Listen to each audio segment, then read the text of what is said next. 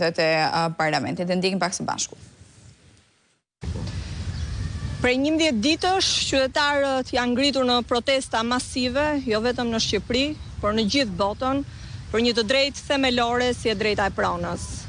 Pasi kjo qeveri trajtoi pronën si një plaçk për ta ndarë me klientët dhe me oligarkët e saj në kurrizë të interesit publik.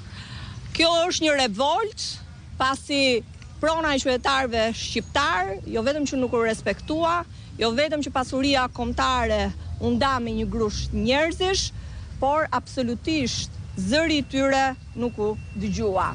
Zvërneci, Sazani, parku kombëtar i Butrintit u trajtuan jo si pasuri kombëtare, por si një plaçk për tu shfitur.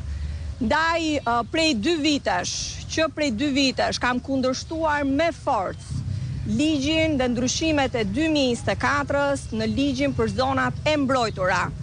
Kemi protestuar përpara kuvendit, kemi bërë dëgjesa me shoqërinë civile dhe kemi kundërshtuar dhe me padin në gjykatë kushtetuese atë projekt famkeq që sikundër e paralajmërova do t'i hapte rrugën betonizimit të pasurive tona natyrore. Dhe u përballëm me një majorancë që përdori kartonat dhe përdori forcën e saj kundër interesit publik.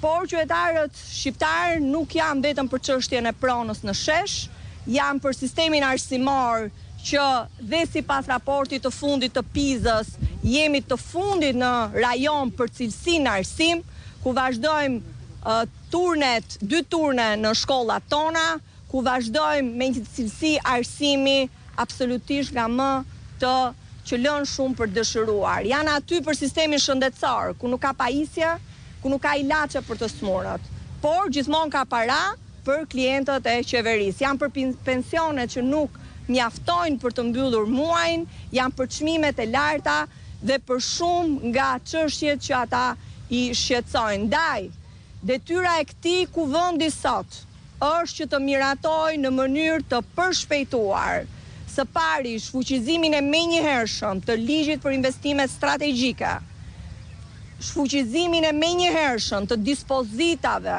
të 2024-s në ligjin për zonat e mbrojtura, gjithashtu rrëzimin e ligjit të paketës së maleve apo shfuqizimin e disa dispozitave në ligjin për trashëgiminë kulturore.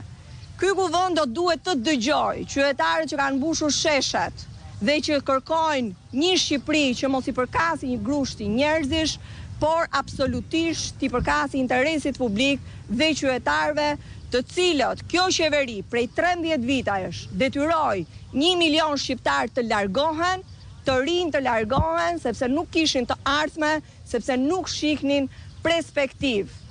Kjo qeveri dhe Edi Rama mban përgjegjësi dhe mesazhi kryesor i asaj proteste është që mban përgjegjësi për këtë keq qeverisje.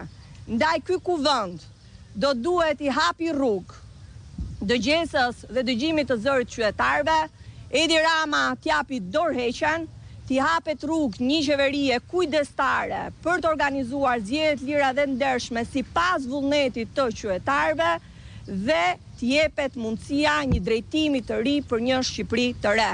Sovrani ka dalë në shesh, ne do duhet ta dëgjojmë dhe kjo qeveri sot dhe ky kuvend ka vetëm një rend dite, shfuqizimin e ligjeve të menjëhershme dhe dorëheqjen e Edi Ramës.